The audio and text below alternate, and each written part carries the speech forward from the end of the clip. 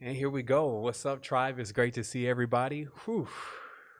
I think we were just around on a beautiful build even Thursday morning. So it's been happening and a lot of stuff is going on around us, but we're continuously growing and going through this experience and getting ourselves really in tune with what's happening. And I just wanted to take a moment right away to, just to clear the space. How they say all eyes on you. All eyes are definitely on everyone here.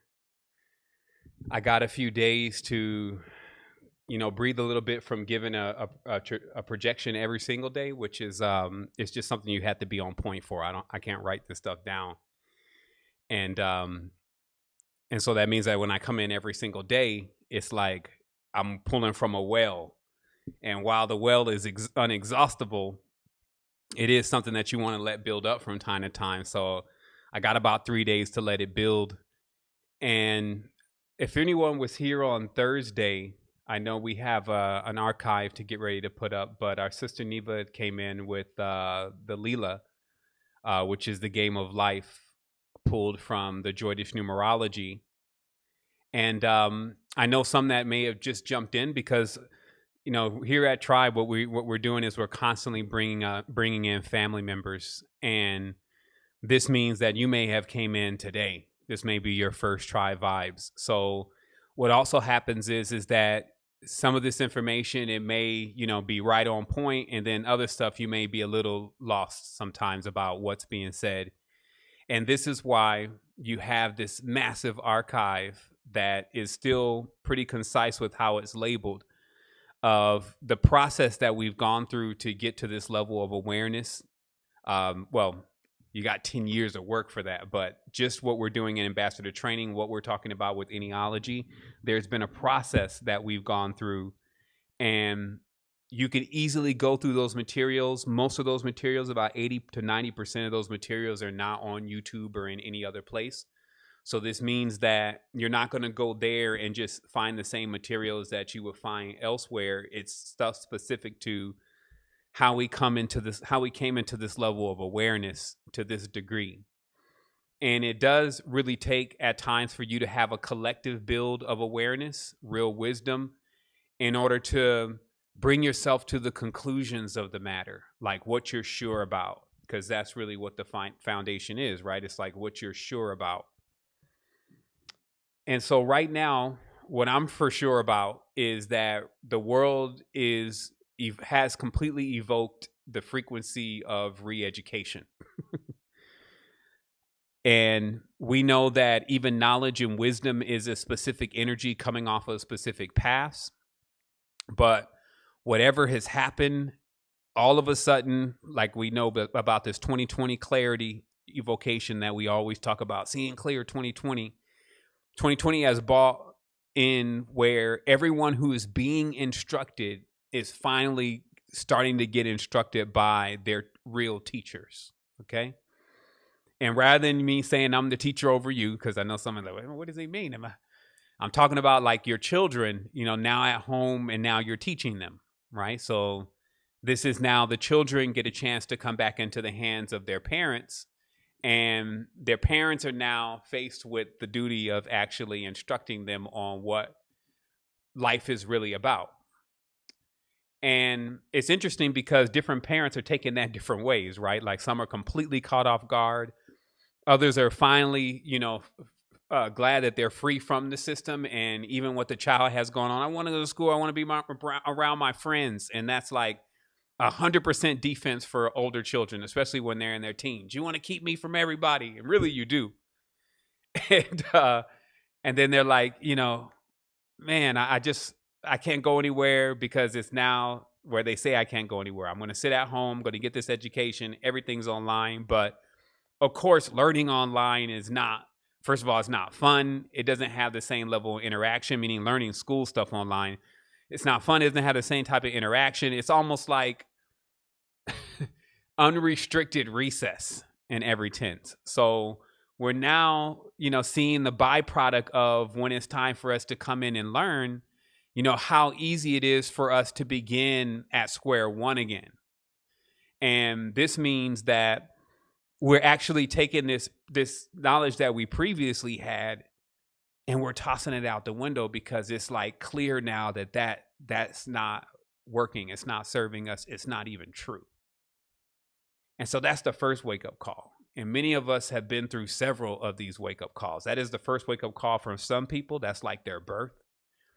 And then for many of us, this is like a consistently stronger wake up call. I don't know which one's worse, if you're just waking up now and at least you got a chance to party for the last 10 years, or you're just waking up now, you don't know anything, and all of a sudden you're getting hit smack dab with the truth of the matter, and now you have to like deal with that. So the day before yesterday, when I was listening to the breakdown of Leela again, which is the game of life, this is a way for those that are just coming in and don't really know anything about these terms. This was a game that was put together that was originally the game Snakes and Arrows. So the game, or Shoots and Ladders, excuse me, Shoots and Ladders was the original game, and it was based on real events that take place in life that lift you up and pull you down, and how you should learn how to experience all things, because then you will come into an awareness that it was a game for you to have fun in. Okay? So we're going to start there, but I need to take a quick moment because I need to reset a light really quick just to make sure everything is on point. But I want us to take a moment and just focus in on that. If it was a game, because this is why even I'll argue with some folks. You see me in the past, folks say, oh, it's an illusion. And I'll go right into them. And I'm going to show you why that would be present in my consciousness, and why many refuse to accept that this is some level of a game at this state. Okay, so let's take just a quick moment. Let me just grab a couple things. So let's take a moment then to have some fun and just erase everything that we think we know about the reality. Let's say, for instance, that everything you're learning from this point is the level of how you believe things are working now, that you believe this to the same magnitude. And let's see what type of changes it would make to your life. The first thing, first of all, would be for us to realize that 80%, at least, if not more, 80% of what you really know, the knowledge that you've really, really said, this is how I operate, this is what I believe, has been taught to you by someone else. And generally, that someone else, if it's a person, has also been taught by someone else. That seems like a no-brainer. But most importantly, in this society, the education has actually been more or less the entertainment. Meaning that the big lessons that people get from life, they at first, like how they think things work, they generally get from stuff like movies. They also get it from mentors like pastors. They get it predominantly from watching others and mimicking others. That's, of course, how babies learn. So just as a whole, though, 80% of our knowledge has come in through outside stimulus. So if at any point that the outside stimulus is being manipulated, then we're being manipulated. So I want to repeat that so it's very clear. If the person that taught you what you know was being manipulated, what they taught you would be the manipulation. Only if they were unadulterated, basically able to fully play the game, could they even be around to be an instructor for you. Because they like to be someone's instructor, like a teacher, you got to have fun with it. Right? Like if you see the greatest teachers, they're having a great time. They're passionate about it. I mean, it's an ode to life that if you're not passionate about something, it's best that you move on to whatever you're passionate about.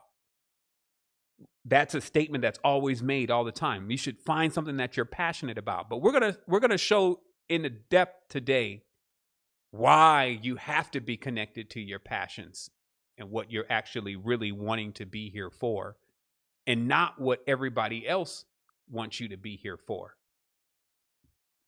So, what if at first we were taught that death was joyful? Okay. This is the first rewiring of exactly how we're perceiving the reality. The reason why it needs to be rewired is because, of course, we've introduced quite a bit of things that are virtually useless to us in this reality, such as horror, right? Like crazy monsters and darkness and the concept of vampires, devils, all this kind of thing has been introduced into the consciousness.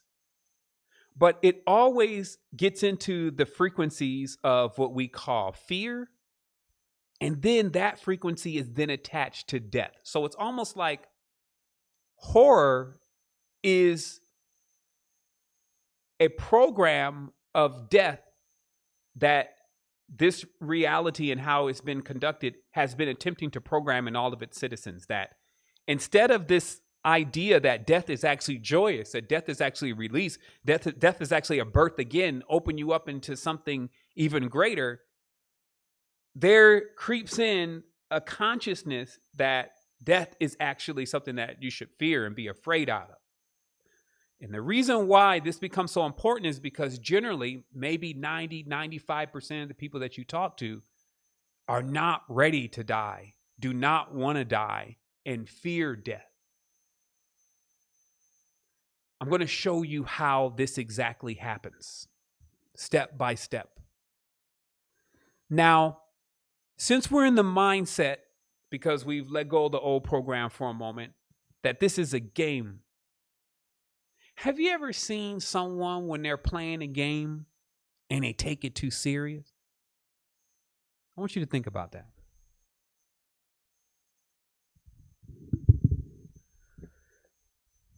Some have been around gamblers. You ever been around a gambler and it starts getting too serious? Some been around Monopoly players. Have you ever been around Monopoly players and it gets a little too serious? You know, they keep landing on Park Place. After you've tried to introduce to them a simple concept. Look, if after I pass go, I buy everything I land on, not just specific things, I'm going to end up owning everything. That's the end of Monopoly. But this is the person that wants to selectively buy Park Place or try to land on stuff and I don't want that.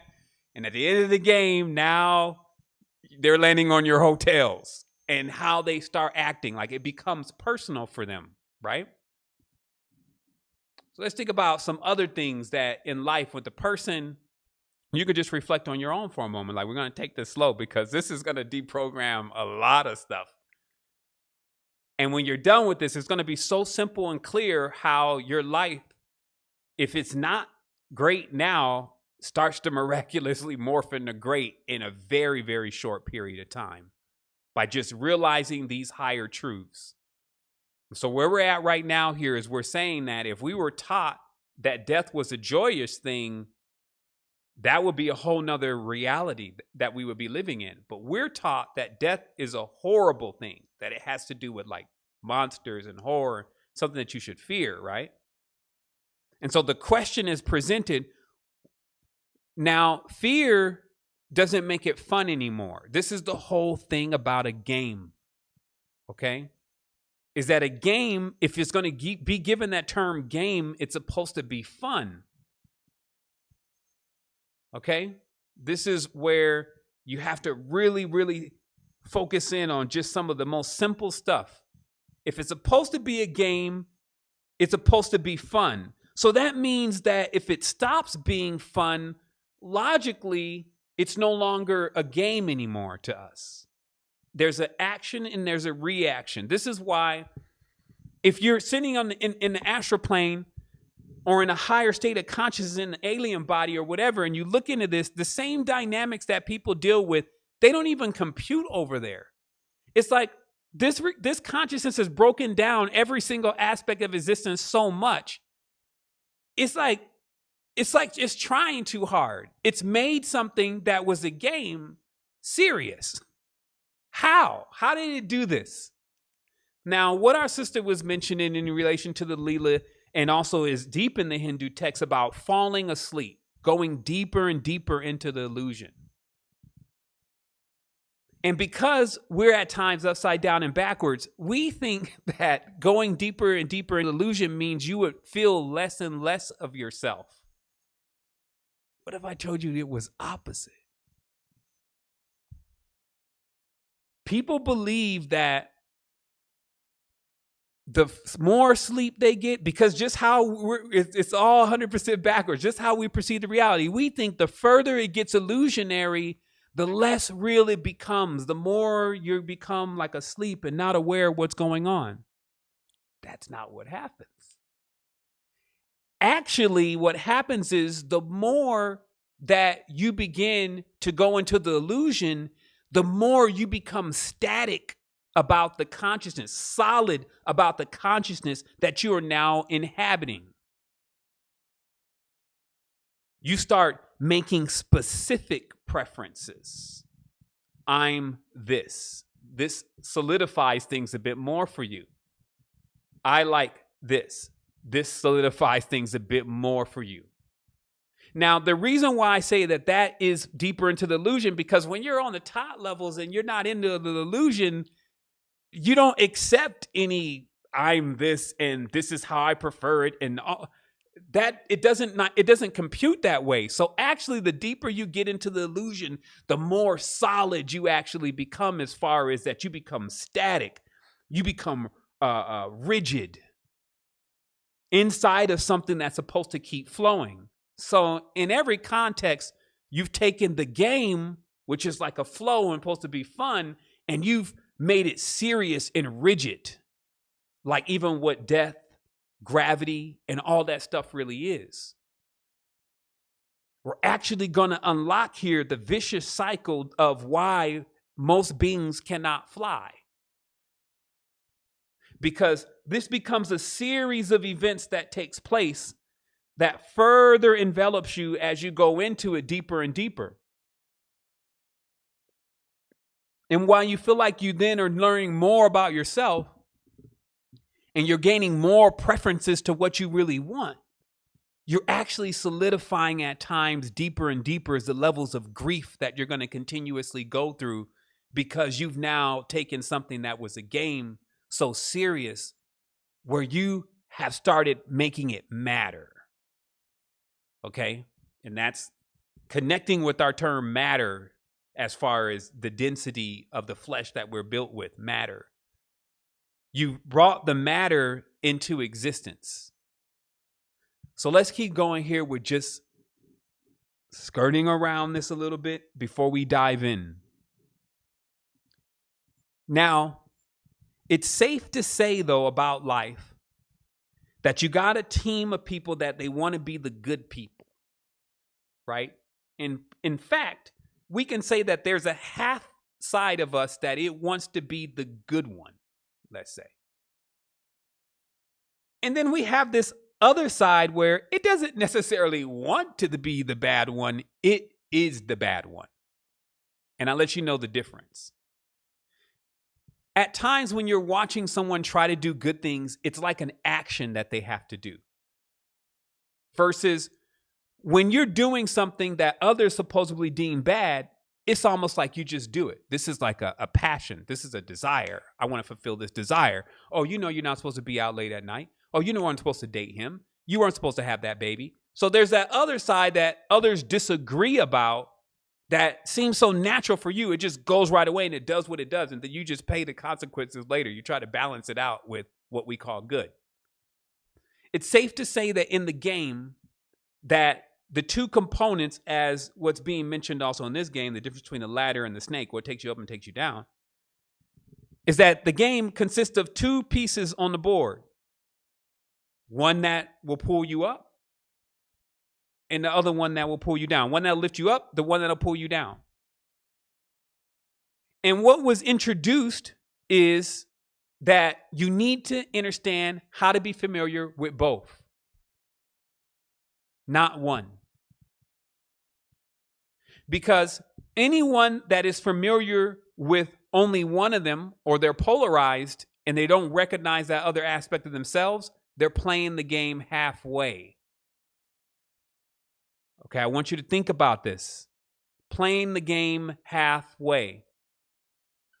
This is when, let's say, for instance, a person is in life, but they haven't accepted death. That's as clear as it is right there. They're in life. They know to play life. The death thing is an equal component to it. But in this game, everybody is just choosing life, and they're afraid of death. And as we revealed earlier, what this becomes is you're playing the game halfway. And then when you play the game halfway, what does it become? It's not a game anymore. It becomes serious. I want you to just walk this step by step in your own consciousness.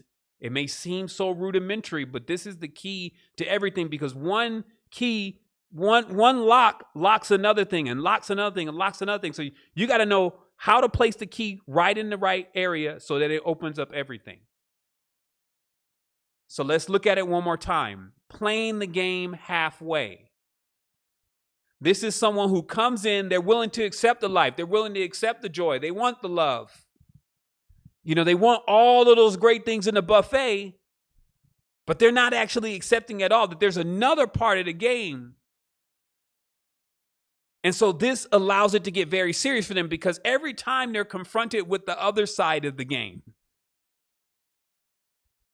it just gets too serious for them. Like we talked about before, it becomes like looking at the person who is now thinking that this is serious and watching how they go from being this loving, great, encouraged, youthful being all the way into something static and rigid and upset and angry and sad. Now, the reason why I say that this is like a vicious cycle is because now it's being also perpetuated by other beings that are also in our DNA, i.e. family members, cousins, aunties, sisters, brothers, boyfriends, girlfriends, relationships. It's being perpetuated almost infinitely because they didn't have a mother or grandmother to sit down and teach it to them, and grandfather teach it to them. They didn't have the grandmother to teach it. And this is what's going on ad infinitum, at least 6-7 generations. There's only few that have had that kind of tutelage since they were younger to go through the entire process of proper awareness of what the reality is. It's almost like none of them. Because even if your grandma was teaching you the church version of the Be the Great Angel one, you were still missing out on the other aspect of self that made you actually turn from all of that in the first place. And then through all those engagements and all those interactions, for grandma, it became too serious. Oh, son, you done backslid. Stay away from my house. Don't ever come back here. For you, it starts getting more serious. Man, they don't even want me to be around anymore because I don't even believe in that, man. I got to get my life straight with that. Then to others witnessing it, maybe your wife, maybe your girlfriend seeing. So all of this is like this point-to-point system that if all of a sudden somebody stops having fun because they forget that it's a game, now we all slip into this seriousness with them, and it starts getting us stuck. And that's based on our relationships. Okay? So today's heading was relationships before Enneology. And the reason why I titled it that is because I'm not here today to directly talk about compatibility within relationships on Enneology numbers. We'll get to that. Today, I'm here to talk about before we start utilizing components that let us know exactly what we're dealing with. So that way we can have our power and make the decision if that is something that we want to go through, and if that's something that we want to accept, and that's something that actually is going to be a challenge that is going to make us better beings. And let me explain that in detail. Last time I checked, when you jump into a relationship, and let's now talk about like an intimate relationship, not even a surface level relationship. Let's talk about an intimate relationship. There is this initial moment, which we call the spark. And at this stage, there's so much light and so much energy and so much connection. Whatever is going on with the person and whoever they are and whatever densities they have, it doesn't even matter. because the light and the joy and the fun of the entire engagement is overshadowing all of that. Okay? However, as time ensues, there is a specific action. This is what you need to see. This is what you need to know. This is what you need to watch for. There's a specific action that actually takes place in a relationship that actually does begin to put the fire out. And few have actually been able to really pinpoint this and narrow this down because they refuse to actually see their own faults most of the time. Anybody psychologically analyzing this is still stuck within their own consciousness to fail to see one thing. Each person came into the relationship, and once being in the relationship, decided there were certain things about the person that they wanted to change. Okay? And they never asked, generally, if the person wanted to change that. They actually went on their own mission to make sure that that person changed that because they didn't like it. Now, this produces a hell of a conundrum because, and I'm going to show you how you basically get your character swapped. The more you like the person, the higher the probability you're going to get your character swapped. Because what happens is that what makes you truly you? What you like to do or what other people like you to do? Now, that seems like a no-brainer. But yet, if there's a passion that has been developed there and you want to maintain that passion, that joy, that love, you're willing to bend a little bit for the person and what they may want as a preference. It's not a big deal. And sometimes we start to lose track even because a lot of it happens subconsciously. Like I can tell when I do something that someone doesn't like, even if they don't say it, they move a certain way, right? And then subconsciously, like I said, the body language is the deepest language. Subconsciously, now I don't touch that area anymore. But if that was natural for me to do that, now I've moved away something natural and I become unnatural, not myself. Now imagine relationships that ensue for years and years as this tug of war is taking place of what I want to mold you into, and then back the other way, what they want to mold you into. Now, why does all this happen? This all happens because this being is actually inside of the game, but they're only playing half of the game now. And now it's so serious for them, every single move in the game hurts. This is why the consciousness will continuously feed a person bad news. Oh, you're getting old. I don't think they love you. You need to go and buy that dress. I think you need to just free yourself from the situation, make him jealous. I think, and there's this consistent, kind of like a distorted kind of field that is coming up. And this is because it stopped becoming fun. It's gradually stopped becoming fun. The light in itself is starting to become dim. And this is happening because notice now, who are you dealing with? Each person. This is how both people get swapped. In a relationship where two people are trying to change the other person into what they want them to be, come back in a year, who are you really dealing with? Are you dealing with either one of these people as they truly are? Probably not. And on top of that, they seem to be locked into this infinite feedback loop where they're now pretending and confirming the falsehood that each one is actually accepting, further solidifying the scenario of things not being fun anymore, which actually subconsciously then makes the game real, which then starts putting one into the grievous grave like, oh, them again kind of mindset, which basically clips the wings of a being that, other than that, would be flying all the time, because when you're doing something that you want to do, if you haven't got too far away from that, see, because that's what you're retrieving now. When we say get your uniqueness, you're retrieving yourself. You're getting back close enough to yourself to be able to accept that this is what you like to do. And whoever doesn't like to do it just can say goodbye to the reality with you, because it's so imperative, because this has a lot to do with crossing over into the next stage of things. It's so imperative that you go through this labor with flying colors. You're no longer willing to play the game with somebody who is now thinking it's too serious, because, when you start playing the game with somebody and they think it's too serious, they pull a gun out. And I'm saying this metaphorically, metaphysically. They start acting in a way where they're willing to harm something. Harm even comes into existence, because now they're in the realm of fear. They're in the realm of the jealousies.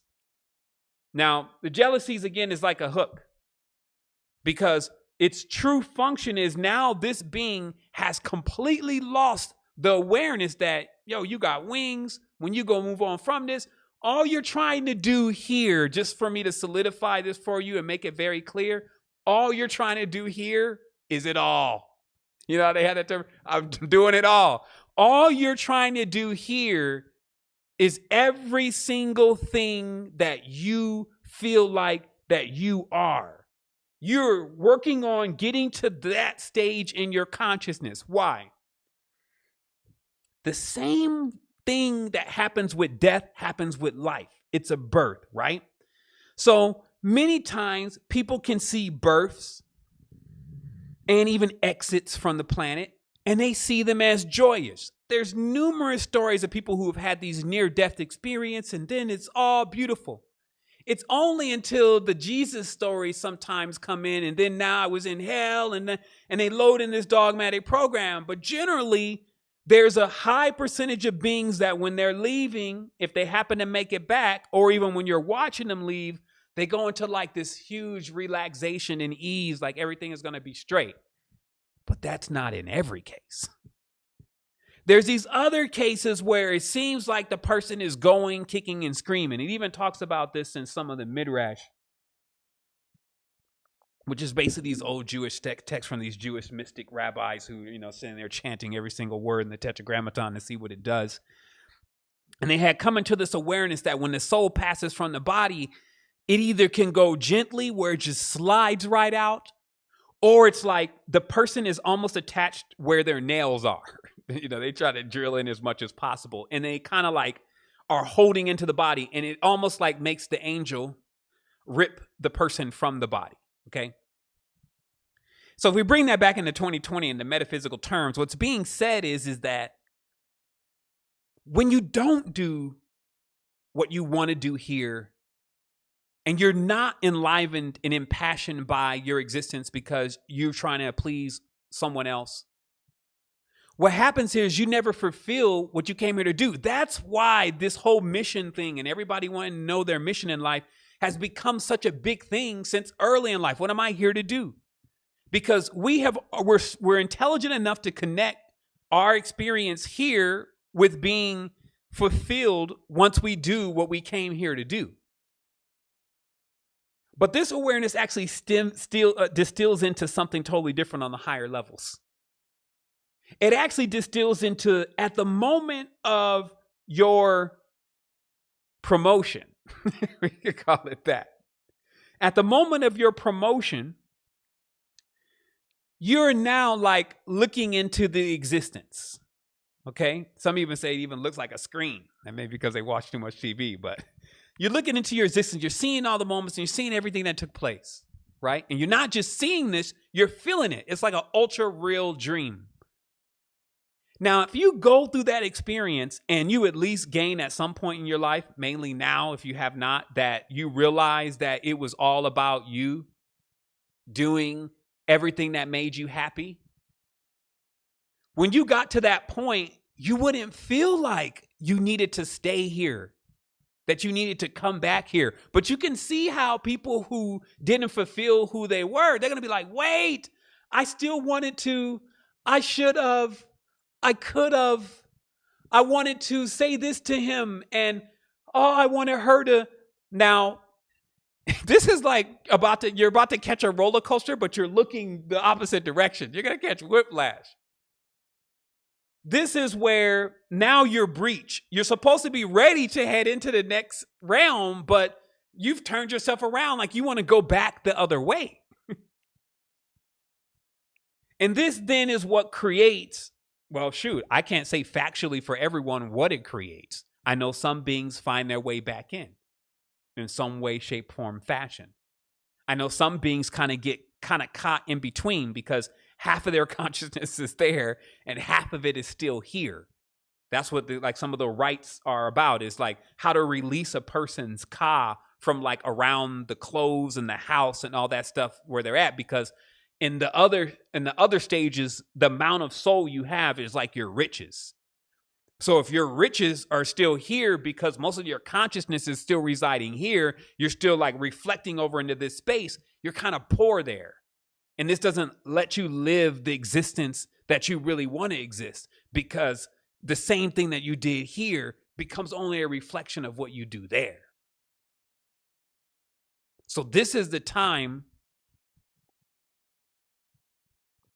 which is a time of re-education, that we take a moment within ourselves, especially as we're having this time out for a moment, because it's going to open back up, and it's going to be like the floodgates are coming in again. There's going to be more emissions than ever, more frequencies than ever. It's going to be more of all that, but you got this moment in time to really reset what you think is actually what this reality is really about, and what you're here to do, and how much other people truly matter to your personal happiness. How many people have sat here at this stage, been on some level of the quarantine, having to stay at home, whatever, and really been like, man, there was other things that I really wanted to do. Now that I cannot do them anymore, I really did want to go to Hawaii. And man, am I ever going to be able to go to Hawaii? This energy on the higher levels is the same one to where you're in this level of awareness that, again, if you keep letting others stop you from what it is that you want to do, which is what you came to do, then you don't leave here in the same way that the beings that become whole leave. And I'm going to explain that.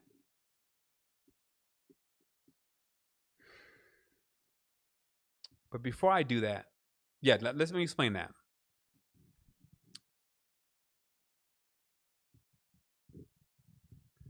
So, what's at the end of this existence?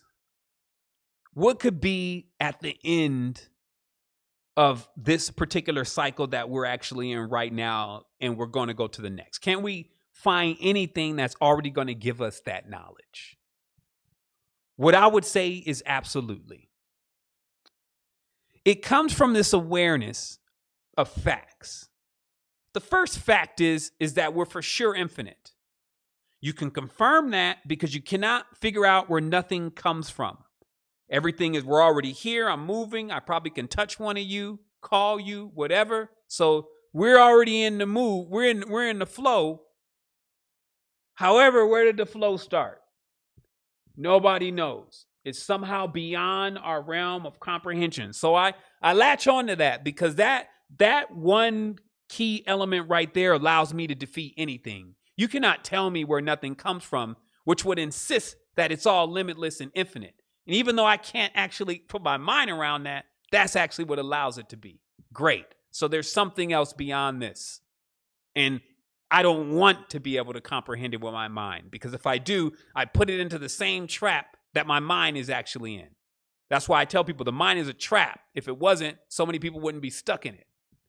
The mind is a trap. If it wasn't, so many people wouldn't be stuck in it, stuck in their minds. Right? So think about this again. What could be at the end of this particular session? How would it all play out? I propose that it's very simple to see that as an infinite being, that means you at least have been somewhere before. You may have not been here, wherever here actually is. You may not even have been in a human body, whatever this actually is. But you are somewhere doing something because you are an infinite being, right? So if we've come into this realm and we don't have this recollection of actually where we were before, it gives us one of the most key components to what's actually going to happen when we depart. What's going to happen is all of the awareness of everything that you've been is going to combine itself with this experience that you just had. I'll say that again. Right now, if you came into this realm knowing every single thing about where you were in different lives, I think you'd be living with some kind of trauma right off. Like you would go into these flashes of you as an amoeba and you would have all this stuff go on. So there is a film that is put into your existence. Now, mind you, this film is sleep. This film is the illusion, okay? I want this to be very clear to you. The reason why you don't remember all your other existences and are not able to get linked with the unison is because the illusions of the lives that you began to come out of that framework of awareness that it was a game. Now, the illusions have begun to solidify more and more each existence. Now, the good news is you're already at stage human, as in this perception, meaning we're right here in these human bodies. So generally, if you get one of these, you have enough soul force to at least climb up to the next stage, which you would say is somewhat like the angelics phase, flying, where time is not really relative. Forces, powers, these kind of things. This next stage up, right? Which is not the highest stage. There's no such thing. But the next stage up reaches a certain level of hypersentience. One more grade up. What could it really be? Our geometry even shows us what it's going to be. So in the geometry, the awareness means that your experience here loads into all of your experiences. Now, this is what becomes interesting because you don't just have a database of only all of your experiences. All is self. So your database is full of every experience. But what happens if a person's only used to working with half of the experiences? What happens if when the consciousness comes into the awareness of all that it exists as, the ego, let's say, takes hold again and says, but this is where I want to be because that's what's good. And that's what's it's going to slam itself back into another density of illusions. So what we're doing now is we're truly awakening ourselves by cracking a code that is rather difficult to crack. It says already, all the time, it's flipping itself on its head. I can't say enough about how many of the ancient esoteric principles are literally taught backwards. We're thinking to go into illusion means you get more sleepier, you become you become less and less conscious of who you truly are. And that's true. But somehow we process that like it's going to be like a sleep. When really what's happening is how it would feel to us because we're in it is like an awakening, but it would be a false awakening. We would appear awake, real, ourselves. But that's because we made this choice that we preferred this versus left it open in our superfluous awareness that we are everything. Now that we're also in this, it's a point-to-point system. It becomes very similar to a prison because each being is then confirming for the next being why exactly the game is real when it's not. And then what this would do is it would create what they call samsara. Because you would get a concentration of beings, which is what we have now, where most of the planet believes that death, again, is a time of sorrow. Most of the planet believes that it only sits on one half of this throne. And then most of the planet also acts on others and wants them to do exactly what they want them to do. And this is why these realms become so chaotic. It's because, see, in the realm of the grandness, you could be whatever you want. Nobody's trying to control who you are. Like, I'm sitting there witnessing the whole thing, and I'm enjoying how many spectrums of light you're flipping through. I'm not trying to tell you you should just be blue, or you should choose one of the polarities. But again, we walk into our relationships with these exact actions, and then we're wondering why the fire gets put out.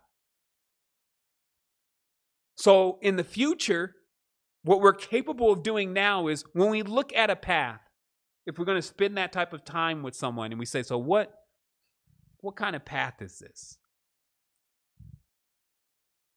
And if it says, okay, this is a number 2. And then you go through these traits of a number 2 in your mind.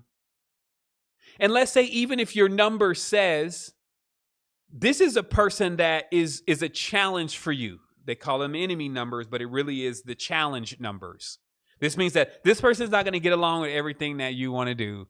They're not really like you. In fact, they're a little bit opposite. So this could prove a challenge. What you're going to do is you're going to look at how this person is opposite. So let's say, for instance, if you like to be on time and this person likes to be late, okay, because they're just super relaxed, they're super catty, and you're always astute, and they're like you're focused all the time, and you're right on time, if not a little bit early, right? So let's say, for instance, if one person is looking at it, if I'm looking at the 9, I'm going to say maybe something like this. Well, you know what? I do need to take it easy a little bit. This whole being on time all the time and being what everybody wants me to be, I'm just so tired of that. I need an element that is going to give me the lesson of how to take it easy a little bit. So when you look at a 9's profile, then you say, you know what? This will work for me.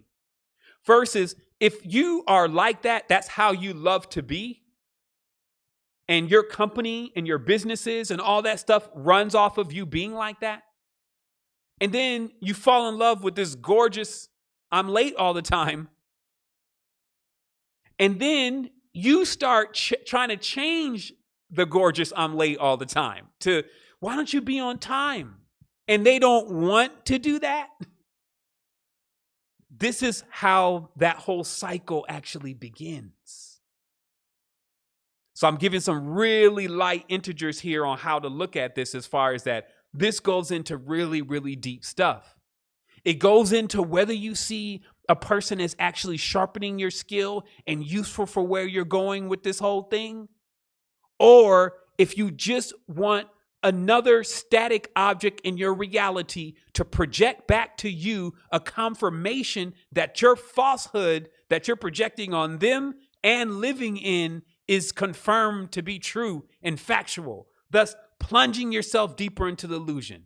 You're literally sacrificing yourself and everybody else around you for something that you think is about everybody else. I'm just trying to make them happy. I'm just trying to make them a better person. What if they don't want to be this better person that you've described? Now you're going to make them do this. So then, if they have to live with you for the next 30 years of you making them do this, guess what happens when they die? They're going to wish they weren't even with you. They're going to wish that they come back again in a life where they don't have overwatch over them, telling them what they should be being and doing. And they'll have the honor and the courage to find someone that will accept them the way that they are and even see it as an improvement. And then they will go through living every single moment of their lives passionate. And that's the only way you're going to get a Notebook story. Since after all, most of this stuff comes off of TV about how it's supposed to be and how it's supposed to end. And all of that is off. These are simple principles here about operating a UFO. You're sitting on heavy equipment, beautiful stuff. Of course, somebody would want it. Literally like this. Everything here is organic, or maybe it isn't. If I take a being and I can shape mold that being into whatever I want it to be, it's almost like it becomes like a servant. Then this being, through their voice, through their energy, through their aura, starts projecting their entire field around my reality. And now, no different than a couch, no different than a piece of equipment, that person has become in that being's reality. It's just become another prop to prop up their illusionary ass existence. So again, if love was ever present, which it's generally not, love is very specific. That's why it's funny. I used to always have this question. It's like, what's the difference between how you love? Because I demarked the difference in two different kind of loves. The way that I love my mother versus the way that I would love like my girlfriend or my wife or like some girl that I was seeing. This was years and years ago. I was like, there's like two different kind of loves. So which one of these loves is the one we're talking about when we say I love you? And so the definition of love is totally skewed. Because what love is exhibited by the mother to the child, when the mother, who, if she knows really how to love, it doesn't really matter. That child can shit all over the floor, excuse my language. And then it's, oh, look at him. He boo-booed all over the place. Come here, look at you. And this is love, okay? That's why the stuff from the other descriptions that people are claiming they're doing for each other, that's not necessarily love. That actually is the sign of cloning, like how you can tell a clone. A clone only is joyous and happy when you've done something for them. Because they have logged a memory in their mind. This one's useful to my projection. This one's useful to giving me the awareness of and making me feel like I want to feel. Now, again, we have to rewind here. I want to rewind because I don't want you to get lost. All this comes about when someone says, I really don't like that they get out of the bed in the morning and they don't make it to bed. It could seem so simple. It could be so simple, but trust me, this is just the beginning. It could be that small thing. If he just cuts the beard, if she just straightens her hair, or if she just stops going to her friends, if she just lets that friend go. Now, these are the other keys that I'm showing you here. Like, this is ripple effects, way beyond the limits. You mess with small shit, you start messing up everything. I don't want you to be around them no more. Now, let me show you a simple example. Somebody tells you in a relationship, they don't want you to be around this friend you used to have anymore. I just think you need to choose. It's either going to be me or it's going to be them. Now, this is treacherous. If you even have to play this game with a person, you need to dip, because once this thing starts, when you yin, you yang. So it's almost like, have you ever noticed, and this is like what's going on in the background of relationships, that if you get one, that means they're old one. Like when you yin, you yang, it's like, now that I've got rid of her, DeAndre has to go. And if DeAndre don't go, this is going to be Clash of the Titans, because after all, we're equal. You love me, I love you. And if LaShondra is going, DeAndre is going, and then there's the reasons head beyond. And now both of them are gone. Okay, so now let's say both of them are gone. Now your existence is forever changed. It's not just that there was situations that were going to occur with you and that person, places that you were going to go, things they were going to tell you, all these things that were going to change different courses in your life. You've not only veered off in that direction, but you've also veered off with who you truly are. Because if you're supposed to be around this person because you feel like you still enjoy being around this person and somebody's telling you to stop, then they're interrupting They're interrupting existence. And how long it takes for a train to come back around in a big ass cosmos could literally be 2,000-3,000 years again before this person takes me to the white rabbit. Meaning that some of the meanings of some people that are actually inside of your life are really like placeholders to drop you off at specific locations at certain times so you catch the next leg of the journey. And when that person is not there because somebody decided that they wanted to project into your existence, they want to grab your wheel. Let me show you where to take your car. And now you have them driving your car where they want it to go. And then you find out that's not even where you want to be. Okay?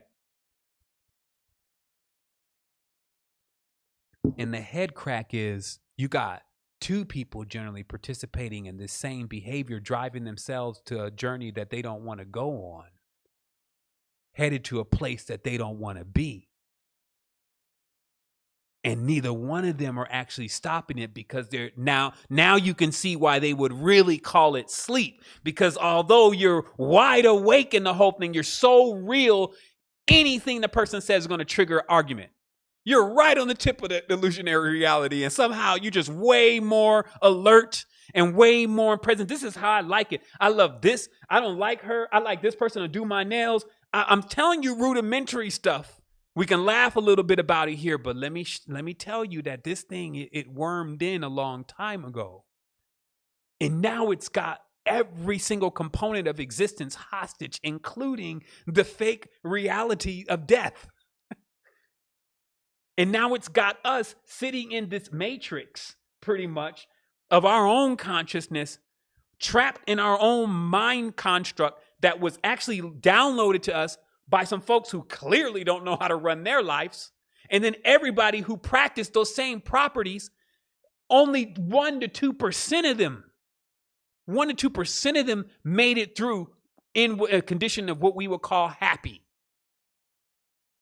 So this means that we have some reworking to do in our time right now with self in relation to our relationships. All relationships consist of this. This is a mode that you just shift into everything that you get involved in, and it gives you supreme control over self.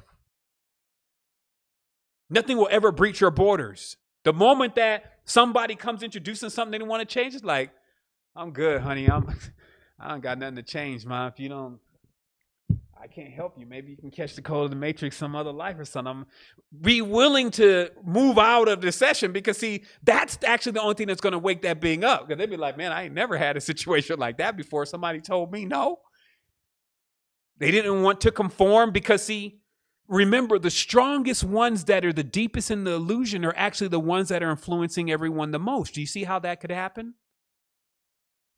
Okay, think about it. Like the ones that actually, they're so deep into this, they actually really believe this stuff, they'll kill for this stuff. They're willing to go out there and do anything that they can to actually solidify their little role in the whole thing. And then they're so bossy. Like every time you talk to them, it's like they've lost complete touch with reality. They're only into reviewing themselves from everybody else's eyes. But yet everybody else that's looking at them, that's the person telling them what to do. That's a feedback system. It's like an infinite loop. And what we're talking about today is how to get out of this infinite loop of death as being something that is anything other than another fun journey. Because truthfully, what's going to happen is, if everything goes the way that it should, and I trust that it will, is that once you eject from this pod, the first level of awareness is as of everything. Okay, so this is like, you're going to boss up like on one of the highest level drugs right away. That's really what it's going to be. It's going to be like you took all the opiates at one time. And now, that's why, again, the journey sometimes becomes instrumental. The breathing becomes instrumental because it prepares you for death, because it prepares you to how to really smooth into something, to how, there's training that when wild stuff is happening, you're the most calm person. And you'll notice that anybody who has that kind of training, they also are not going to let you tell them what to do. They're the ones generally in control. The people who don't freak out, the ones who are not taking it to like, oh, I'm going to die.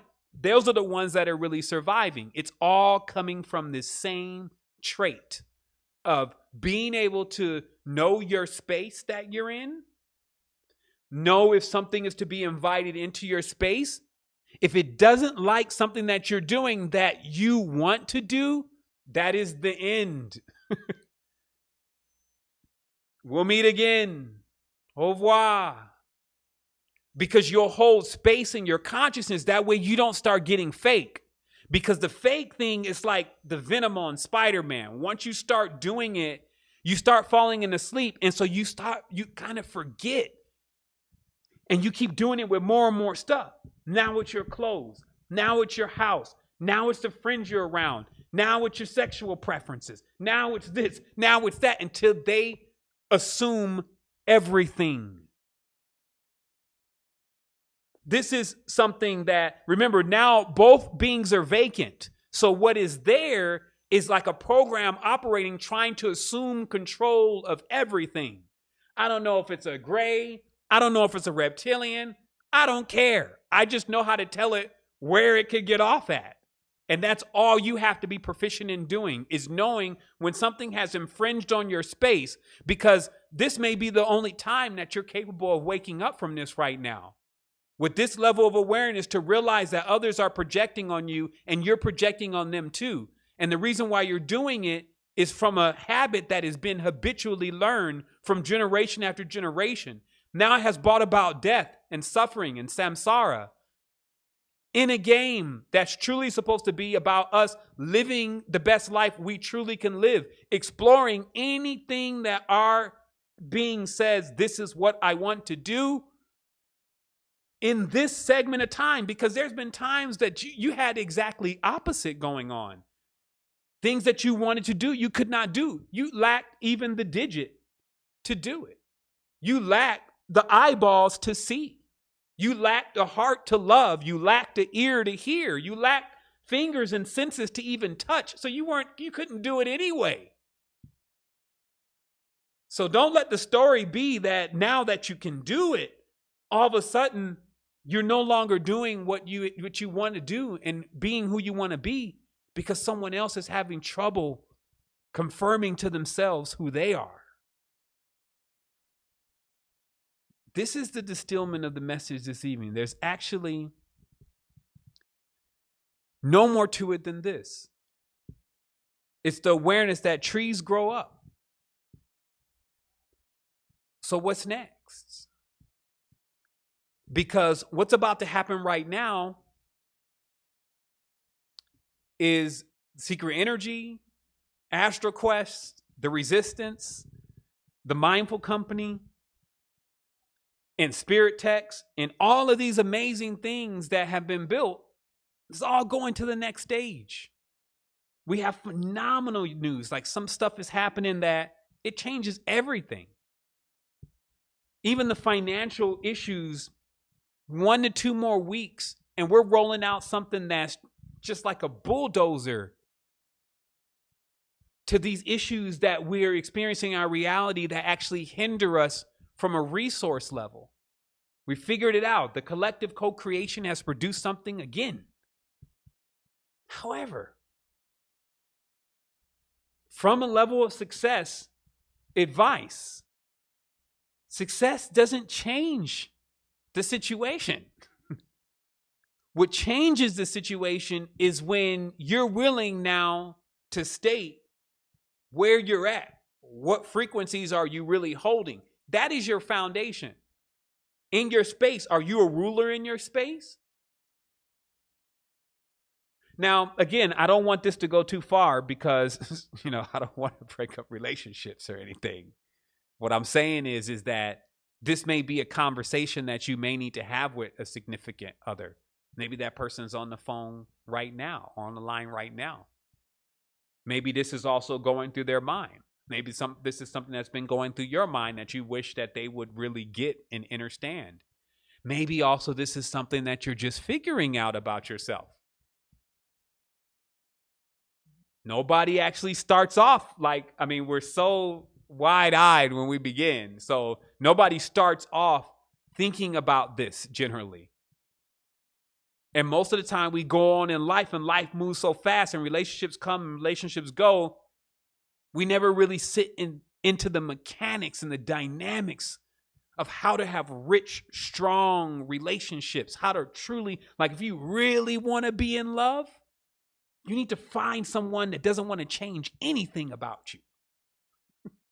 That you don't want change. See, there's a clause there. Don't forget the clause, because that is actually where things are going to be dynamic for you. It's like, remember, we utilize the differences in other people, if we're doing that properly, to plug in, to augment where we are failing at times with ourselves.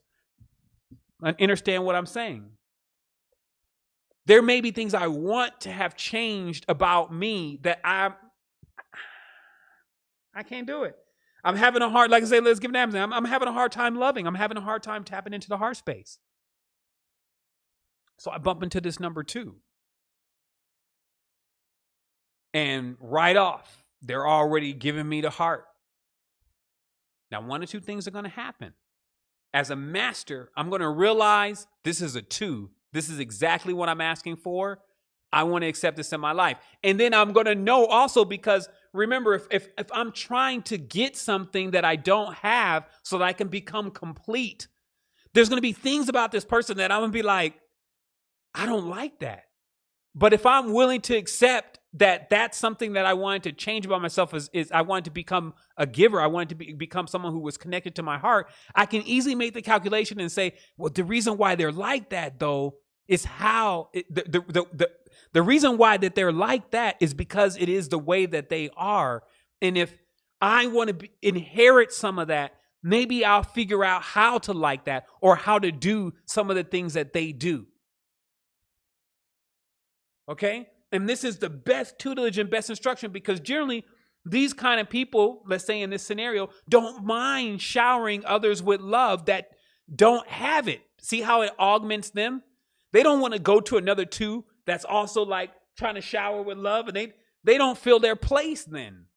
It's like, man, where's my place in all of this? They connect really well from a friendship level, but not from a relationship. Let's build each other level.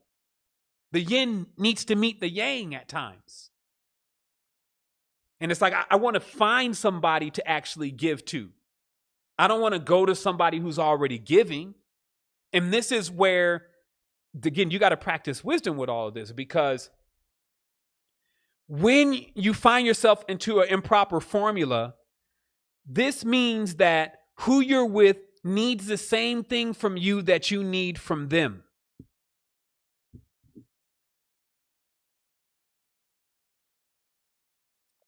Think about what I'm saying here.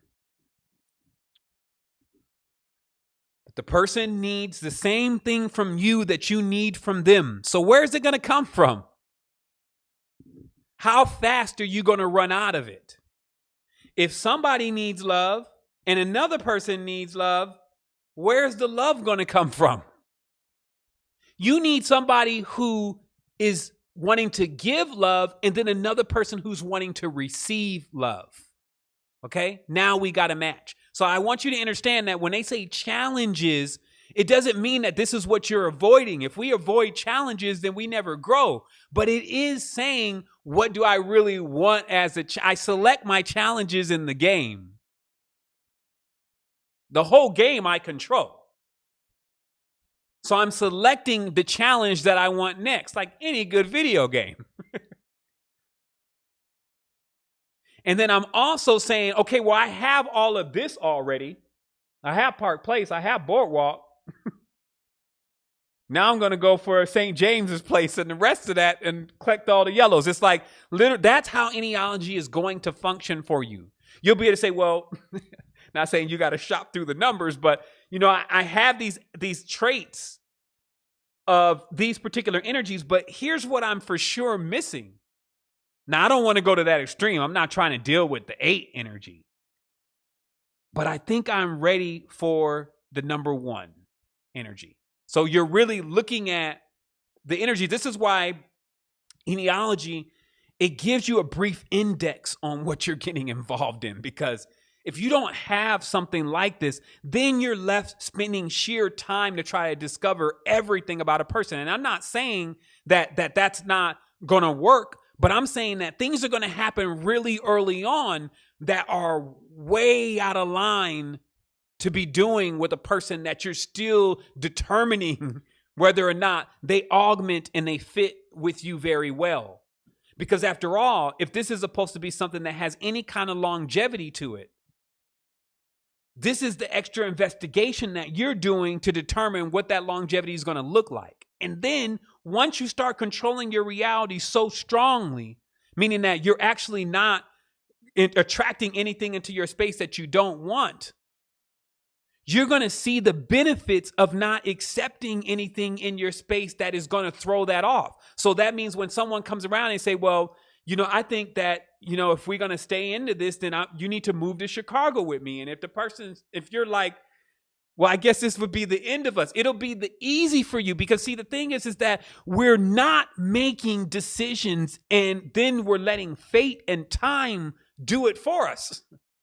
Like I talked about years ago about how to move faster than all of the beings that deal out destinies and fates and repercussions and all that kind of stuff, how to move faster than all that. Because all that stuff, really what it is that all those beings that are dealing with that right now, they're not doing anything most of the time for themselves. They're all lost thinking about other stuff, everything that we're mentioning right now. And then when the check and balance system come through, just as sure as the sun rises in the morning, the checker is going to come through. The check and balance system come through. Now they get laid to waste because they've done no work. And they need a lot of rebuking and recorrecting and changing and bad situations and lessons and all this stuff to happen to them so they can get back into alignment. Or you could be proactive about your own existence. I got this. Take it off autopilot. I got this. And then start coasting yourself through the relationships and the currents of life, right? That's why everything that is really vital to your movement always has ship on the back of it. Partnerships, relationships, stewardships, mentorships. It's always got ships on the back because it's taking you somewhere. But for you to get there on the helm and actually grab the wheel, it takes you being able to command. And now if you want to go command others, now you see what happens? You go commanding others. You're going to fall so deep into the illusion. The first command you need to have is yourself. You need to actually set out those rules for yourself. Like, look, we're not getting in any more relationships where people don't like what we're doing. That's over. And now I'm actually choosing the relationships that I really want to be in right now, the balanced way. I'm not hard up for anything. I'm actually the one in control here. Everything is going to happen, anything that I want. Because now I've also figured out, as we know, that inside is everything. I feel comfortable in this being. Now, remember, this is a graduated process. Feeling comfortable inside of yourself and feeling bossed up when you make a decision, like it's just like a situation where this person is normally used to getting what they want, as I said, and now they come at you with it. And you're like, nah, I'm good. Because if you feel that it's going to lead you into the wrong direction. But then the reaffirmation that comes right behind that is not only just that feeling like, yeah, I finally said no to something that has become such a pivotal point for me of losing myself. It's not only that, though. That was just the repercussion. What happens is that there's this power that starts actually occurring in your reality. It moves in a bit more into your reality. It's really you. It's you, the ultimate gamer, the one who knows the yin and yang, the one who can slide through all the characters, and the one who definitely knows what it wants to do. Like, that's why when you look at children, they know what they want to do until they start getting confused with all the extra stuff. I want you to do this. You should be like this. I want you to play football. I want you to sing. So they start getting confused with all this other stuff that somebody else is projecting onto them. Now, here's the thing about all this, though, because now we're also somewhat in this struggle with our children. We even want the children, this could be even people you're mentoring, we want the children to actually do it the way we did it. So they can inherit the things or the positions that we are in right now. But what if none of that stuff really exists? At least anymore. What if there's new positions becoming available? What if the most important thing for this child is actually not to succumb to somebody else's judgments or somebody else's desires of what they want them to do? How is that going to come in? That's going to come into direct conflict with your disciplinary system. So this is why it's huge wake-up call for all of us, parents, mothers, sisters, brothers, lovers, aunties, uncles, women. I don't care what you got as a title. It's a thing for everybody now to come through. Everybody's going to get re-educated. So you're going to have some, they're going to be clinging on to it for their dear lives, their fake clone personality. And the more they hold on to it, the more painful it's going to get. And then you're going to have others that catch on to this. They're going to actually realize what all this knowledge means because it starts clicking after a while. Like today was just another key to open up a gate, to make it start clicking so you can see the cause and effect, because this is not just one action. This is a series of steps and a series of way of thinking that leads to a lifestyle of disappointment. And it's already happened. There's thousands, hundreds of thousands, millions of beings who will come here and who will leave here, and this will never even come across their consciousness. I can always say in that extent, it wasn't supposed to yet. That will be the reason why they're trying to get back into this. They'll be feeling like that there's something that they didn't do, and there'll be some other experience, some other journey, some other road that they need to travel in all of this. But if you feel like that you want to really move on from this and go into something even greater, which there is most surely, you need to also feel like while you're here, you're ready to live through your desires and your passions. Because if you're doing something, I'll give an example. I'm going to give another very, very concise example, because some of this stuff can be misconstrued. Some may want to go into deviance and think I'm talking about that. So I got to make it very, very clear for you. The other day, Jeanette asked me, well, actually, I think it was yesterday, but she asked me about the regeneration salve, the secret energy regeneration salve, right? And the regeneration products, right? And it's because the gentleman that is responsible for that formula, who's given us the brand and the license for this product, has cured himself from cancer 3 times, right? And the other day he sent a picture. Now this guy is like supposed to be like almost 70 years old. And he does really look like he's 30. And he has supposedly like he's had cancer. So this becomes unfathomable on how he's even looking like this and what is in this stuff. So, of course, he says that this is all he does. He puts this on his body, and it's the best thing. He's also a chemist, right?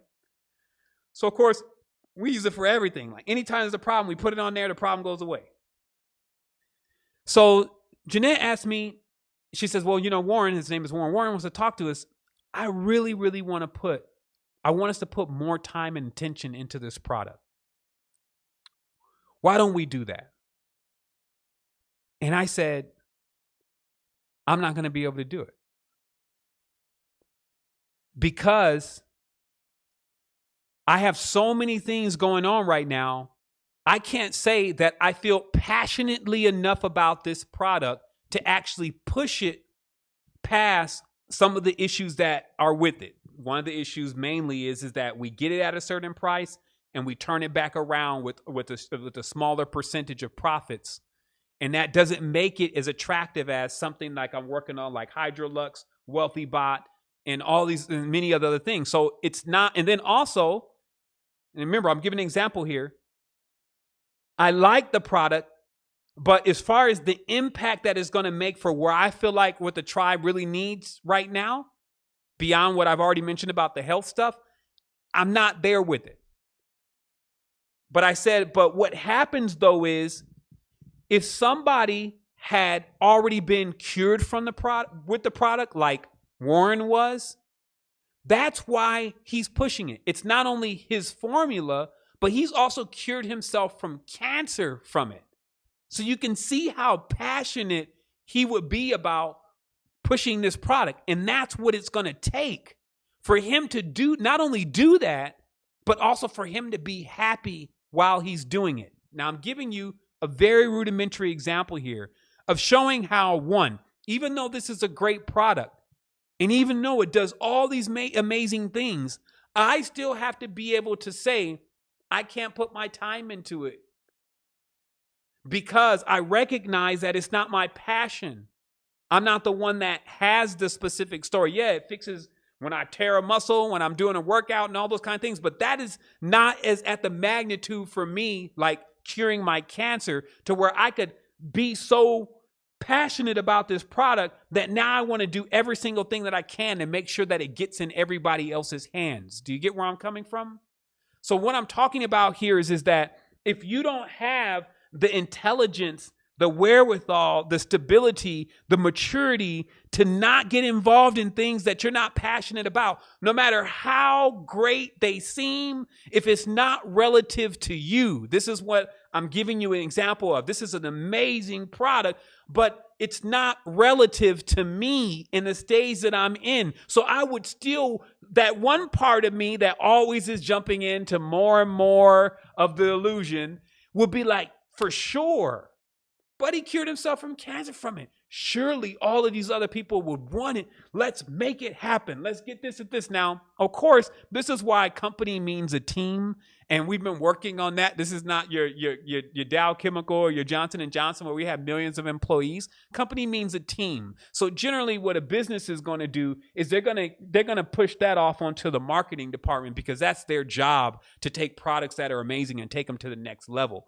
I'm giving you an example of, as a person, when you are taking on another responsibility that is going to demand equally the same amount of attention and passion for you to take it to another level, to put it in front of everybody, to make everybody else want it, you ain't going to be able to do that if you're not passionate about whatever it is. So that becomes your first marker.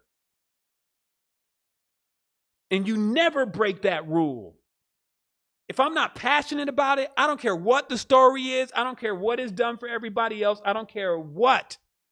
I'm not going to be involved, because if I get even one, not to mention too many things in my time frames, in my energetic circles, because time is energy, energy is space. If I get anything into my environment too much that I don't want to do, that I'm not passionate about, I'm going to burn out. And my burnout is going to be me actually getting more static in the reality. I'm going to start feeling tired. I'm going to start feeling like I should give up. I'm going to start feeling like I wasted my time. I'm going to start taking the game too serious. And I'm going to move myself out of the fun zone, right? And I'm going to put myself into the horror death zone. And then others who have also made that choice. Remember, people are making this choice. 90% of the people right now need an ambulance on the astral plane. And they've made the choice. So if I'm awake enough and I'm saying, well, first of all, if I want to take on everybody else's responsibility like they were listening to me, check this out. You may take the responsibility, which is false, in your own consciousness about what everybody else's condition is, as if you are the one that is supposed to go and tell everybody to do something that they may not want to do anyway.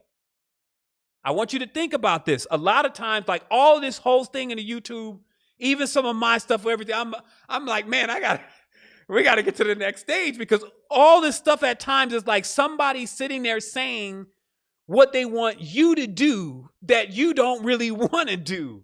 And that's old paradigm. And we got to all be willing to actually say goodbye to the old paradigm if we still want to be together. And that's what I said to everybody. If you come inside, you'll find us all. Because I'm tired of living a life since I was a little kid for everybody else.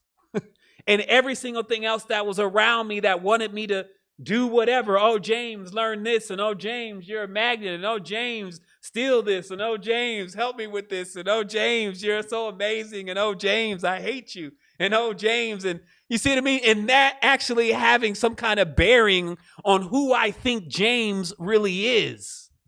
Because that's what this starts getting into.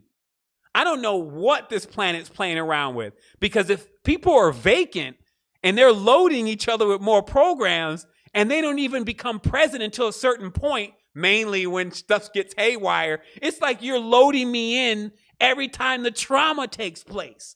People start waking up when the trauma takes place. So this means that they were actually not even present except for when the trauma comes in. And then like a baby, they get birthed into a traumatic situation because that's the only time that they're born. And you're actually telling me that you want me to set my life up in that same way to get ready to do that again, but on one of the bigger levels? Oh, no, Doc. Oh, no. I'm on to it. I'm on to it. You're on to it. We're all on to it. It's not about us telling each other what we should be doing unless that's something that we want to do. And that's also what this is. There's a small little $79 premium for a whole month of just getting another perspective about some of the decisions that you may or may not make. You have to have the wherewithal, the fortitude, and the stability, because I'm not going to, I've been 10 years, so I can't even sit down and talk about nothing that it don't get me right to the point. Like every time I come in, it's not me and everybody else. It's me and me. I'm looking at yesterday's guy and be like, I got something for you. That last message you delivered, yeah, it was good. It was nice. I like the way you put all that together, but I got something else. And it's even more simpler than that. And it's going to deal directly in your life and what you're experiencing right now. This is what I want you to share with everyone. It doesn't become anymore, this is what they should hear. Because for all of us, when we catch that fortitude and that stability within each other, of knowing that you're actually getting what you want, you know what you want. You know how, aren't you attracted to somebody who knows what they want? You ever been around somebody who knows what they want? You ever been around somebody who doesn't know what they want? That's a trip, because it's like they ask you to confirm everything. Should we take out the trash? Should we lay on this side of the bed? Should we go to the job? Should we stay up at night? Should I go to school? Or should I stay home? Should I drive my car? Do you want to drive my car? Do you want to put on your seatbelt? Now, what is that a product of? Now, again, I don't want anybody to feel like, even if you're hearing this from somebody around you, even if you're doing this, I'm just waking us up, because we're very advanced beings. But what does that sound like? Where in a model can we find that kind of behavior? That is clone vacancy, basically. That means that the real being is actually completely hijacked. They're kind of like altered. They've been dealing with, in so many times in their life, where somebody else is projecting onto them what they want to be, they never got an opportunity to be themselves. So thus, at any moment where they have to make a decision about where they want to go, they don't know where to go, because they're used to actually being open in that channel and actually having someone tell them where to go. Now, also, because this happens even on the most micro levels, this destroys stability. A person who does not know where they're going is not stable. Also, it's a certain energetic. So this means that it doesn't necessarily attract the right kind of being. Beings that are attracted to instability are the beings that want to tell you what to do. See, beings that want to tell another being what to do are attracted to beings that are unstable, because they know that that's where they can do that at. this is again what I'm saying, the feedback system, because some of us do this to others and some of us are having this being done to us. This is not today a conversation about who's the right one and who's the wrong one, because if you're not sitting on both sides, you're not playing the game. And this is where we have to get with our level of awareness. Like, a lot of us have actually shifted in this entire conversation about thinking about how other people are doing this to us. And it's been a consistent left hemisphere experience until you turn around and realize, oh shit, I'm doing that. I'm doing that. And if you can't smile about it, then you're not having fun. And if you're not having fun, then you're taking it serious. And if you're taking it serious, you're in the illusion. And contrary to what you believe, while you think that you're actually going into awakening, which would actually be to experience yourself through all things, you're actually plunging yourself deeper into the illusion, because you're only experiencing yourself as a solid, finite being. And this is where it all starts. This is how it keeps tying itself down. This is how the system works. This is to solve the cloning riddle. It's not that the being's not real. It's just that everything that the being interacted with wanted to change it. Now, some people are more susceptible to being changed. I will admit that for sure. They can get overwritten really easy. The society is also creating that phenomenon more and more. It's not even a racial or color thing. The society is creating a phenomenon. Every single cat I know that's alkebulanti and melanin dominant, 90%, 80% of them cats want to make music. If it was to be a chemist and it was pushed that same way, 90% of them cats would want to be a chemist. Actually, some of them are. Just the wrong kind of chemist. But either way, as I said earlier, what if we were taught that death was joyful? So we have to realize exactly, no matter what the programming is, and I thought about, this is in the annuals of my mind of potential things to do in spaces where there's no more time to do such things. But it was this experiment that I wanted to conduct. There's no conclusions to this. And it was that we would take this newborn baby, right? And every time we come in the room, we would be on strings. And we would like fly in the room and get the baby the bottle and then fly out of the room. With the baby not knowing really that we can't really fly. You just think we can because you see us flying. To see if one day the baby could fly. Because what I've learned here is that the power of moving this realm is so precise. The power that it takes to attract anything that you could ever dream of is so exact. And it simply hinges on whether or not you know how to guide yourself into a relationship. Because everything is a relationship. And all of our relationships should be intimate. The interesting thing is when we have these lesser relationships, if you may, what does that even mean? How can we even be engaged with a person if we don't know who they are?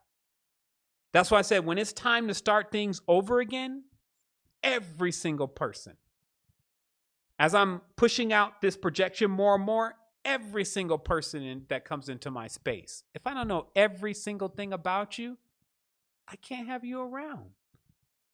I'm that interested about you. There's no reason for me to have people around that I don't know about. That means that I'm not utilizing the beings that I am with. You get where I'm coming from? Like if I'm overloaded on human beings and I got 30 people around me that I don't even know, I'm eating too much. I'm getting into too many engagements. I need to back this down to 5 really strong relationships, because 5 really strong relationships is worth 5,000 likes and friends. As far as that level of connection that you're going to need. especially when we're strengthening each other and not tearing each other down. And that's really what this is all about today, is that you can have relationships, but you need to choose these relationships that are going to empower you. And the relationships that are constantly rebuking you and telling you things that you really don't want to hear, those are not the empowering relationships. The ones that want you to do something that you feel an urge, they don't want you to do something that you feel an urge to go and do. That's your indicator right there. You can't even go, I don't care what it is. You can't go in on yourself and be like, yeah, they're right, because it's not that. It's the action. Remember, in the game, all actions are valid. It's the unwillingness to fulfill the action. What does this mean? Generally, and this is pretty much the track record for humanity, once you explore something, once you experience something, you're ready to move on. It's only when you can't do it that you get stuck. And we talked about earlier about getting stuck and what all that means. So it's only when someone starts telling you that you cannot do something that you want to do you start getting stuck. And this is why it's so imperative to watch yourself, to use the tools that have been given to you to explain more about the relationships that you're really in. This will be fun because you'll be able to see what you see in a person truly and what's going on in a person. And then you'll be able to make these decisions and say, you know what? I like that in my life because I do have a tendency to be unorganized. And I do need that organization. I'm wise enough to know right now I need that organization in my life. Or on the flip side, I'm over that kind of level of my life.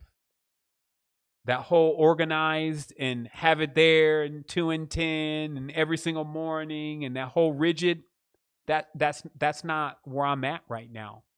So I don't need that in my space. That's how you're able to navigate your life.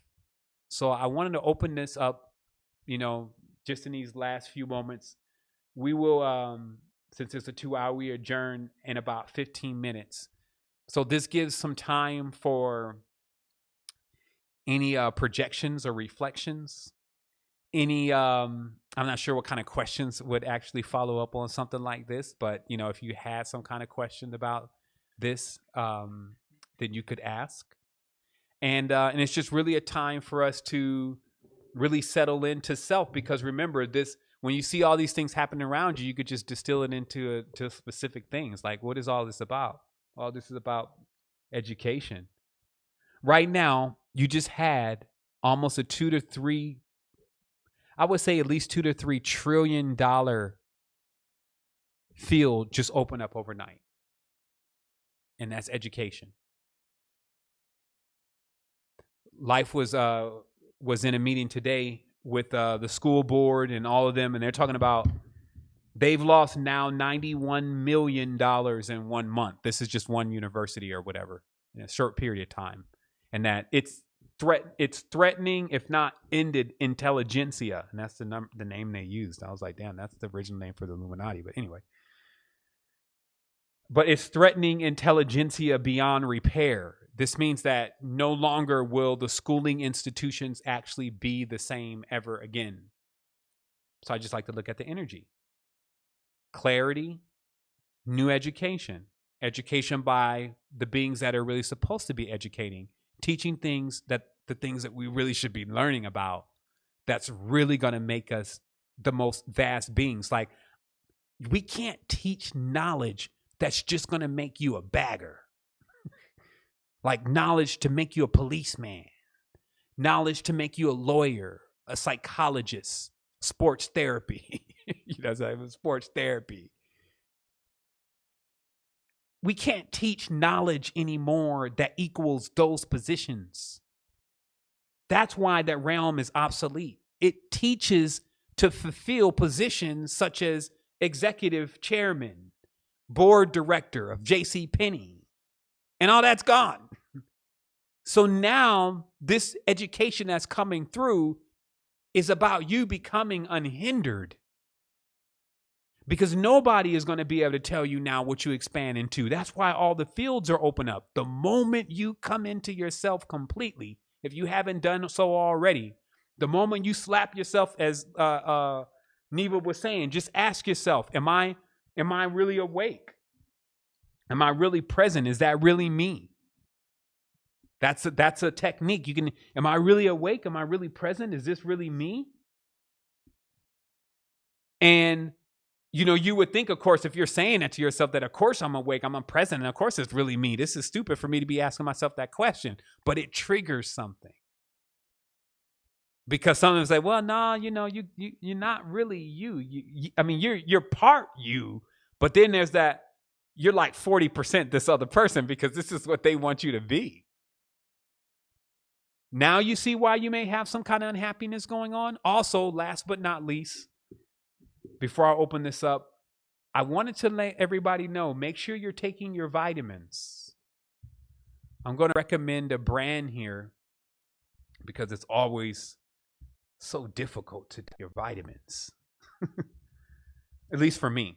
Like, I'm kind of one of those, I kind of got like this thing. I don't know. It's like a Superman complex. So I don't be wanting to take any kind of supplements or anything like that. And, I just try to run on the natural body. And then I'll run into, especially with these crazy diets, some type of deficiencies that only reflect mentally. And I won't even know I'm in it. So I just wanted to make sure today that, we got an opportunity to check base on where our stability is, because this is one of the most empowering times ever. And if you don't feel up to the challenge, like I remember one of our brothers the other day, he was talking and, you could just tell he was just like, he was spent.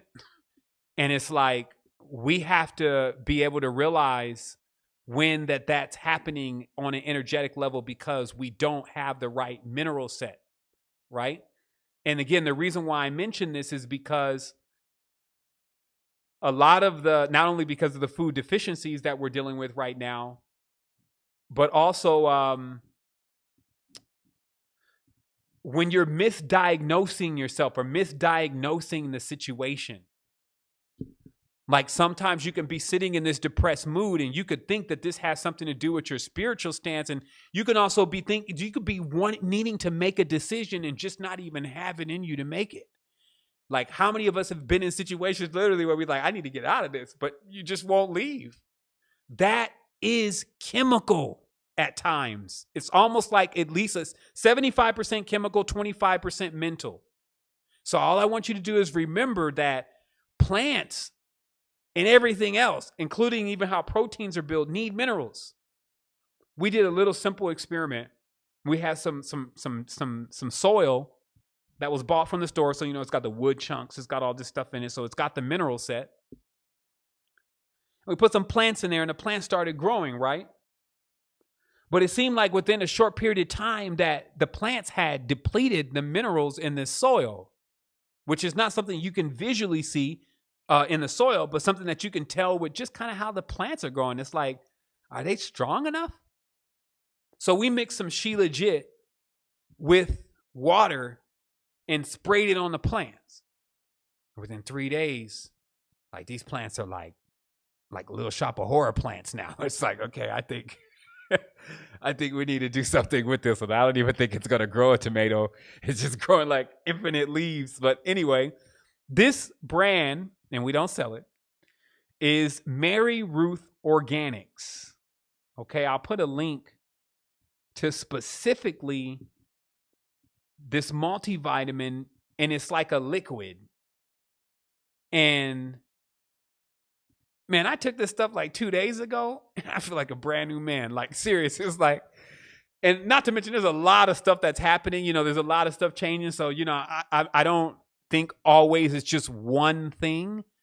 But it was very easy for me to tell the shift in just overall mental, spiritual, and physical stability that came with getting some. I just had 2 tablespoons. I just had 2 tablespoons and a spray of the B12. And the next morning, I was a genius. Like, y'all think I'm smart now. Y'all should have seen what I came up with. I kind of spent it all in like a few hours, just talking to everybody and not taking any notes. But needless to say, I just want to be here for you in these times to give you the greatest level of encouragement about yourself. I figured out some stuff. And while I can at times sit on the other side of things and be looking in and watching, I'm also equally inside of it, experiencing it. It's the strangest thing, but I love it. I'm coming to enjoy it more and more as I come back in and do the work that I need to do. This is also what's most important, is for us to realize that our mission is us. As crazy as it sounds, like we think that the mission is, those are the mini games. That's the mini games in all this. The big mission is actually you. And getting you into this. You're outside of the body right now. Literally, like you're outside of the consciousness, altered into another state. And the mission here is to get you into yourself. Because once you get into yourself, it's like, the movie where they get into like the big thing, like they be controlling something and it's got all these powers and abilities. And that's really what's happening. But you cannot move in if you have someone else telling you where you should be. You cannot move into yourself if you have someone else telling you where you should be. I can't drill into this enough. I cannot drill into this enough. Like, this is a lesson from the time that you're a child all the way to the time that you may hit the old age, that if you don't learn, it equals a continuous repeat and infinite unhappiness. So, and they already happy. How are they listening to the show? They just said, okay. Anyway, that's what it is. So it's just that. It's us being completely aware of these dynamics and how they work, for us to realize that, hey, if this starts getting too serious, you need to check out. Like, anybody who is losing their mind in the game, taking it too serious at this stage, this because they're immature. Just like I said before, what really authenticates this reality supposedly is death. But if the worst thing that can happen is death, and we're infinite, where does that make every single thing else stand? It doesn't give it really any weight. So if it doesn't have any weight, that means it's actually going to make you light, as we talked about. It's going to make you fly. You're not going to be in the jealousy, the envy, the samsaras, and all of those lower dense frequencies. When we describe lower dense frequencies, we act like we don't have enough intelligence at times to understand what really exists there. What exists is all of the things that make us tied in an uncomfortable way, right? Jealousy is a super thing that gets you tied in an uncomfortable way. Jealousy cannot be a high vibration. Where does it come from? Wanting to control someone else, tell them what they want, what you want them to do, who they should really be with. What does it ultimately do to you? Make you sad when they finally go and do what they wanted to do anyway? And if they never do, who are you dealing with? Somebody that is sad and depressed and wants to argue with you all the time. Then what is that going to create? You're going to be stuck into an infinite loop with that being, and time is going to transpire because it does. And you will never had seen your life. And then what's going to occur? You're going to not want to actually leave. You're going to want to come back and give it another shot again because there were so many amazing things that you could have done. And what would be the alternative? Actually getting that all done right now, living in the highest level of your passions in existence because you have the senses to do that. And then what would occur? You would then be done with the entire thing. Like, okay. Like somebody tickling you to death. I've had enough fun, serious. Okay. So what's next? And then it's like, oh yeah, for sure we got a bigger upgrade for you because we're about to give you all of your memories. Really? All right, hold on for that. Let me strap myself down a little bit. You'll give me all of my memories back? Yeah, man, every single part. And the other thing is that, remember, all your memories are not necessarily your memories. It's actually you as everything. It's like, man, that's an upgrade, ain't it? Absolutely. It's a unison. So we'll boat you on a unison. You stop trying to tell everybody what to do. You start looking at your own relationships and start realizing if that's where you want to explore the path today, and that's through the energy that you want to explore it through. Also, when you're projecting that out, that's exactly what people get. See, when you're projecting out that falsehood and who you are not, they get that. And then they start operating like you like that. And that's not even really you. And you don't like yourself. So this can get very confusing in that falsehood and illusion. So we're going to come over here. We're going to keep it real. You're going to do what you want to do so you can get tired of it. So that way, when it's time to exit stage middle, not even stage left, you'll be actually ready to load into your experience as everything because you'll be able to play with it and not be terrified of it. So I trust that makes perfect sense. Also, of course, anybody who's been on journeys may have witnessed themselves as everything and just how terrifying that can be. Why that ensues that way. How we're training ourselves on a consistent basis at times to perpetuate this. And how we can recognize it in our space when it's happening and be able to take control over what's happening in our lives so we can get our fields clear. Because the more clarity that you have in expressing who you truly are, and then the others that are around you are actually comfortable with that, it creates a field because they're doing it too. Now, this is a constructive process. It doesn't mean that all this is going to happen tomorrow. Don't go kick anybody out, please. Go through the process of sending this energy out also as your personal vibration, because equally as we could not want someone else to do it to us, we're doing it to them. But at the end of the day, you do have to be mature enough to set that point in your life and say, this is the conditions that I'm going to come into this.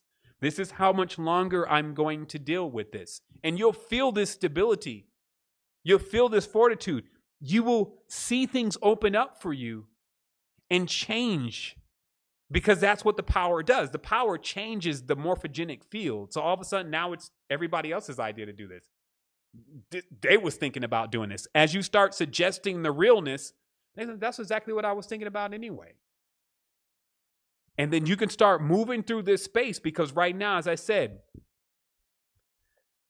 right around you is opportunities that have never been available before, ever. Where's everybody else? Vacant. Lights on, nobody home. They're in that TV. They're 3 months from now. Some are at the election tables. Some are on top of 5G towers. They're everywhere but themselves. And that's why that is the external God. The world is the external God. They know more about the external God than they do about themselves. You bring it back into here. What do I like? What do I want to do? Shit, if I'm going to die. Shoot, if Corona go get me, I'm at least, forget it. Then I'm just, think about it, what I'm saying, because I'm sure, again, somebody had to hit that point in the house. Be like, damn, this is the last time you're going to travel. I never went to Paris. And then you start looking at the other person that may have held you back from going to Paris, right? It's just like, I'm just saying, it's just like it becomes this thing where it's like, if I ever get another chance, but guess what? You're going to get another chance. You have infinite amounts of chances here. That's the whole thing about the game. You know how any game is like, you got the up, down, left, right, BA, select, start. That's the contra code for infinite lives, right? So you got the infinite life thing going on, right?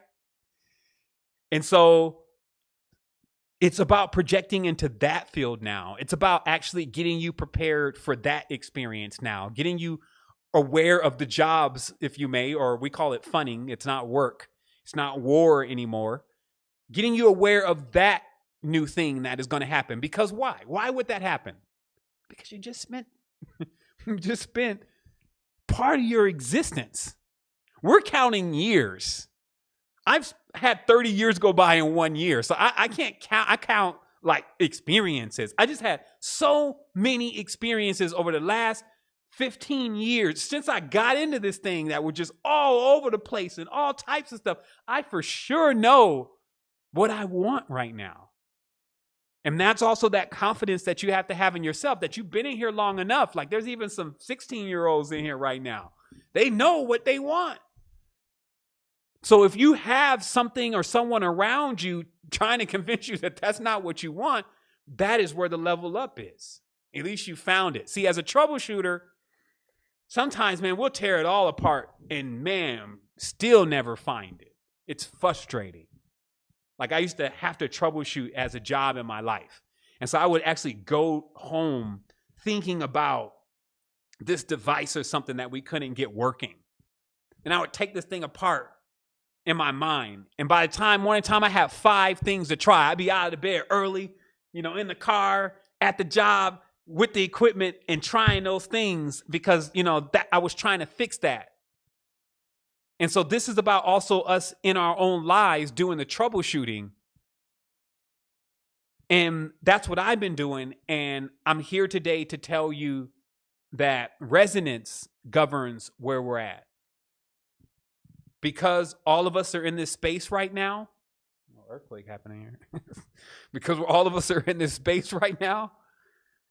This lets us know where we're at with our progression. So I cannot speak to people who are not inside of this spectrum.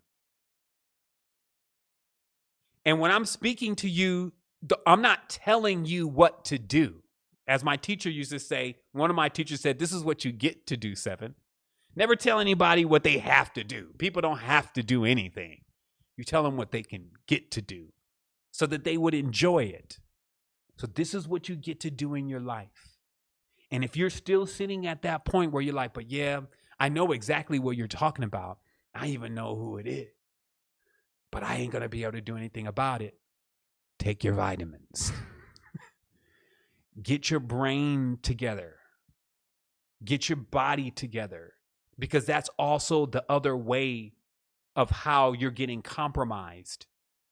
Build the mineral framework that is necessary to fortify the consciousness to make the decisions that it needs to make to bring itself back presence. There's more than one way to do this. There's infinite ways to bring a soul back into its body, to attract it into the space, into who it is so that it can fulfill its mission. There's multiple ways to do this.